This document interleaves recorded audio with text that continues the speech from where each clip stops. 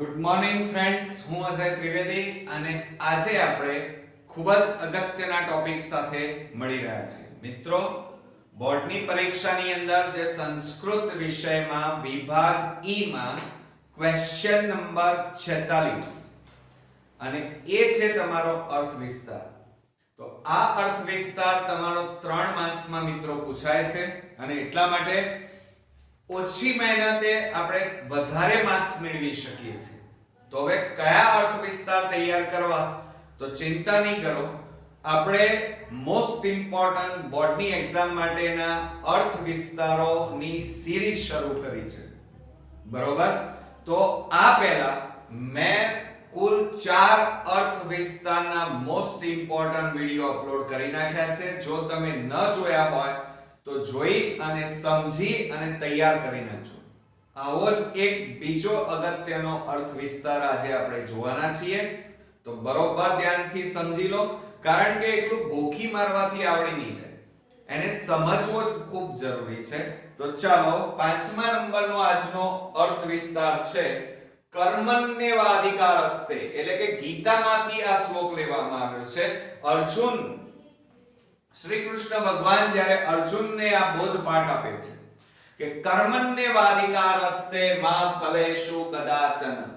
યાદ રાખજો, કર્મણ્યેવાધિકારસ્તે મા ફલેષુ કદાચન. મા કર્મ ફલ હેતુર્ભૂ મા તે સંઘા અસ્ત્વ કર્માણિ. ફરીથી સમજો બીજા વાક્યમાં, મા કર્મ ફલ હેતુર્ભૂ મા તે સંઘા અસ્વ કર્મણિ. બરોબર? હવે આ પંક્તિની અંદર આપણને શ્રી કૃષ્ણ ભગવાન અર્જુનને ગીતામાં જે બોધપાઠ આપે છે એ બોધપાઠ ઉપરથી આપણે અહીંયા શીખવાનું છે. એનો અનુવાદ શું થશે કે અહીંયા ભગવાન આપણને શું કહે છે, અર્જુન એટલે કે શ્રી કૃષ્ણ ભગવાન અર્જુનને શું કહે છે કે તું કર્મ કર, ફળની આશા રાખ નહીં. મિત્રો, પણ આજના કલિયુગની અંદર તો આખી વાત જ કંઈક અલગ છે. મિત્રો જુઓ, આ પંક્તિઓનો ગુજરાતી અનુવાદ શું થાય કે કર્મ કરવામાં જ તારો અધિકાર છે. મિત્રો, બરોબર? ફળની બાબતમાં ક્યારે તું તારું ધાર્યું ન કરી શકે. તું કર્મના ફળની ઈચ્છા વાળો થઈશ નહીં. એટલે એવું નહીં રાખવાનું મગજમાં કે જો મને મળશે, હું પાસ થાય તો જ હું મહેનત કરીશ. તો એ તો શક્ય જ નથી. મિત્રો, પહેલું પરિણામ તો આપણે પાસ આવે જ નહીં. જો હું પાસ થાય તો પેપર લખે, એ તો કેવું શક્ય છે? પેપર લખ્યા વગર તો પાસ થવાશે જ નહીં. એટલે કહેવાનો મતલબ એ છે કે ક્યારે આવી શરતો આધીન આપણે મહેનત કરવી જોઈએ નહીં. એટલે કે કર્મના ફળની ઈચ્છા વાળો થઈશ નહીં. કર્મ ન કરવામાં, એટલે કે જો તમે મહેનત જ ન કરો તો તારી આ આળસ ન હોવી જોઈએ. એટલે કે કર્મ કરવામાં સહેજ પણ આળસ રાખવી જોઈએ નહીં. જ્યારે આપણે બધા તો બોર્ડમાં શું કરીએ છીએ, આપણે ભગવાન જોડે જઈએ, 2 હાથ જોડી પગે લાગીએ અને કહીએ, ભગવાન મને 90% આપી દેજે, હું પેડા ધરાવીશ. બરોબર કે નહીં? પણ ભગવાન એમ થોડી મહેનત કર્યા વગર આપણને ટકા આપી દે? ના આપે. મિત્રો, એટલે કર્મ તો કરવું જ પડે. કર્મ કર્યા પછી જ તમે ફળ મળે પણ ખરું અથવા ન પણ મળે. પણ મિત્રો, ક્યારેય કર્મ કરેલું એળે જતું નથી. આજે નહીં તો કાલે ફળ મળશે જ. મિત્રો, બરોબર? હવે આ પંક્તિઓમાં એનો આખી સમજણ શું છે, તો પ્રસ્તુત આ શ્લોકની અંદર શ્રી કૃષ્ણ ભગવાન અર્જુનને કહે છે કે તારે સદૈવ કર્મ કરતા રહેવું જોઈએ, મહેનત કરતા રહેવું જોઈએ, પરિશ્રમ કરતા રહેવું જોઈએ. આ કર્મથી મને શું મળશે? તમારા મનમાં એવું થાય કે હારું આટલી મહેનત કરીએ અને ટકા કદાચ નહીં આવે તો આવો પ્રશ્ન થાય. એનો તારે એટલે કે એવું જરાય ચિંતા કરવાની તમારે જરૂર છે નહીં. એવું ભગવાન અહીંયા શ્રી કૃષ્ણ ભગવાન અર્જુનને કહે છે કે એનો તારે જરા પણ વિચાર કરવાનો નથી. બરોબર? કર્મના ફળનો જો તું વિચાર કરીશ એટલે કે જો તમે પરિણામની આશા રાખશો તો તે મર્યાદિત યા સીમિત થઈ જશે. બરોબર? તમે એવું વિચારો કે દુકાન કે કોઈ તમે બિઝનેસ કરવા જાઓ, પણ એવું વિચારો ના મને નફો જ થઈ જાય પહેલો, તો એ તો શક્ય જ નથી. હંમેશા કોઈ પણ બિઝનેસ અથવા કોઈ પણ આપણે પરીક્ષામાં ટકા લાવવા હોય તો પહેલા મહેનત કરવી પડે મિત્રો. એકદમ ફળની આશા રાખીને ક્યારે આપણે સફળ થતા નથી. કોઈ વ્યક્તિ અમુક વ્યવસાય એટલે ધંધો કરતી હોય અને તેનાથી અમુક આવક થતી હોય, પરંતુ જો તે આવકને લક્ષ્યમાં રાખીને જ કર્મ કરે તો ક્યારેક તેને મર્યાદિત આવક થાય. તેનો માલિક તેને ફક્ત લોભવશ કામ કરનાર કર્મચારી ગણી લે છે. એટલે કે ઘણા કર્મચારીઓ એવું વિચારે છે કે આપણને તો ફક્ત 300 રૂપિયા રોજના મળે છે એટલે 300 રૂપિયા જેટલું જ કામ કરવાનું. તો આવા વ્યક્તિ જે વિચારે છે, ઘણા કર્મચારીઓ એવું વિચારતા હોય કે આપણે મહેનત નહીં કરીએ તો પગાર તો આવવાનો જ છે ને. ઘણા કર્મચારીઓ એવું પણ વિચારતા હોય કે આપણે 500 રૂપિયા પગાર છે તો 500 રૂપિયા જેટલી જ મહેનત કરવાની. તો એવું ન રાખવું જોઈએ. એવા માણસોની ક્યારેય પ્રગતિ થતી નથી. પગારને ધ્યાનમાં રાખી, આર્થિક પૈસાને ધ્યાનમાં રાખી અથવા આવકને ધ્યાનમાં રાખી કદાપી આપણે મહેનતને ધ્યાન કરવી, હંમેશા તમારે મહેનત કરવી જોઈએ. આવકને ધ્યાનમાં રાખી અને મહેનત કરાય નહીં, નહીતર તમને તમારો માલિક હંમેશા લોભવશ કામ કરનાર કર્મચારી ગણી જ લે છે. કારણ કે માલિક હંમેશા કર્મચારીની મહેનત ઉપરથી નક્કી કરતો હોય છે. ભારતીય સંસ્કૃતિમાં કર્મનો સિદ્ધાંત મુખ્ય છે. કર્મ જ મહાન છે મિત્રો. હંમેશા આપણે જાણીએ છીએ કે ભારત દેશમાં 90% લોકો હંમેશા આવકને ધ્યાનમાં રાખી મહેનત કરે છે, જ્યારે જે લોકો પૈસાદાર લોકો છે એ હંમેશા મહેનતને ધ્યાનમાં રાખીને કામ કરતા હોય છે. મહેનત જ કરી જાય છે, આવક ઓટોમેટિક થાય મિત્રો. એટલે હંમેશા કદી આવકને ધ્યાનમાં રાખવી જોઈએ નહીં.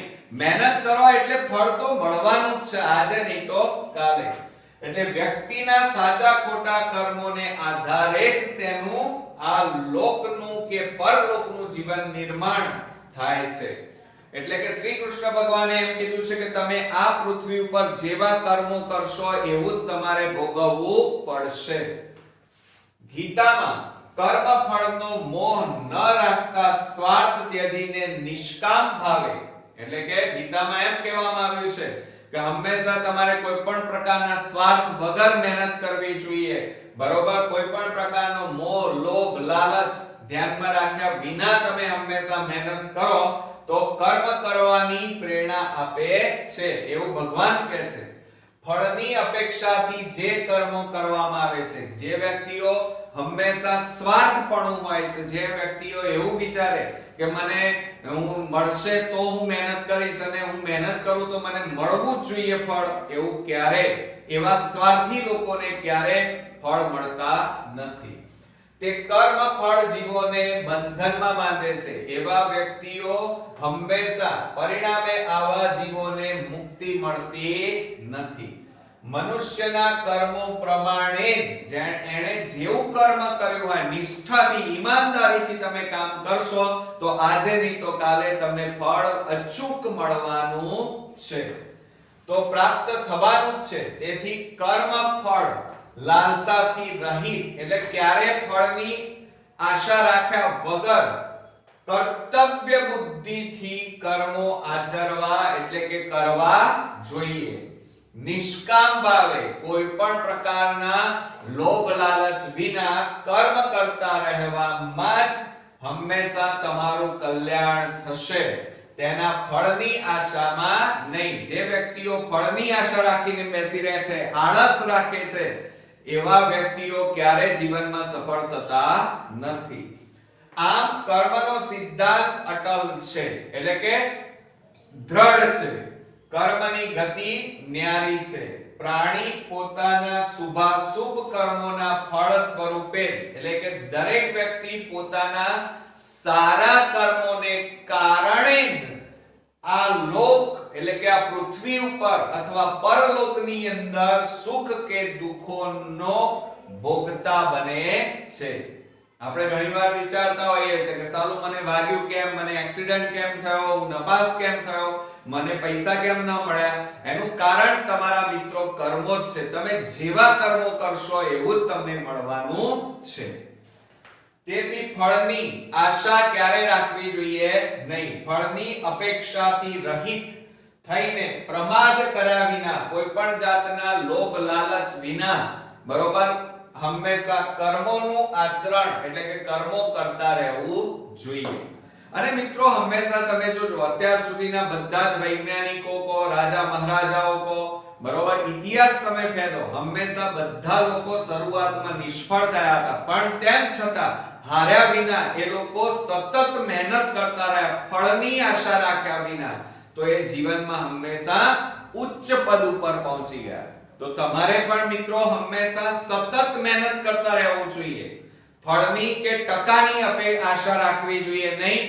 પણ એક વાત બીજી એ પણ ધ્યાનમાં રાખવાની છે કે પદ્ધતિસર મહેનત કરેલી હશે, આળસ છોડી દેવી પડે, ઊંઘ છોડી દેવી પડે, તો જ તમે તમારા લક્ષ્યને ધ્યાનમાં રાખી અને કોઈ પણ જાતની આળસ રાખ્યા વગર મહેનત કરશો, બરોબર, તો હંમેશા તમે તમારા ગોલ સુધી અચૂકથી પહોંચી જશો. એવું શ્રી કૃષ્ણ ભગવાને આ શ્લોકની અંદર અર્જુનને કીધું છે. અને એ અર્જુનના જે વાક્ય એમણે કીધું છે એના ઉપરથી આપણને આ બોધપાઠ શ્રી કૃષ્ણ ભગવાન આપી રહ્યા છે. તો આ અર્થ વિસ્તાર ઉપરથી તમે પણ ઘણું બધું શીખ્યા હશો, હું પણ ઘણું બધું શીખ્યો. તો હવે તમને આ અર્થ વિસ્તાર ચોક્કસથી આવડી ગયો હશે મિત્રો, બરોબર. અને જીવનમાં પણ ઉતારજો, કારણ કે હવે બોર્ડની પરીક્ષા નજીક આવી રહી છે. તો નેક્સ્ટ વિડિયોની અંદર બીજા અગત્યના અર્થ વિસ્તાર સાથે ફરી મળીએ. ત્યાં સુધી આ બધા જ અર્થ વિસ્તાર તૈયાર કરી નાખજો, બરોબર મિત્રો. અને તમને મારા વિડિયો કેવા લાગી રહ્યા છે નીચે કોમેન્ટમાં લખો, તમારા ફ્રેન્ડ સર્કલમાં શેર કરો અને આ ચેનલને સબસ્ક્રાઇબ કરવાનું ભૂલતા નહીં. તો નેક્સ્ટ વિડિયોમાં ફરી મળીએ. ત્યાં સુધી ગુડ નાઈટ મિત્રો.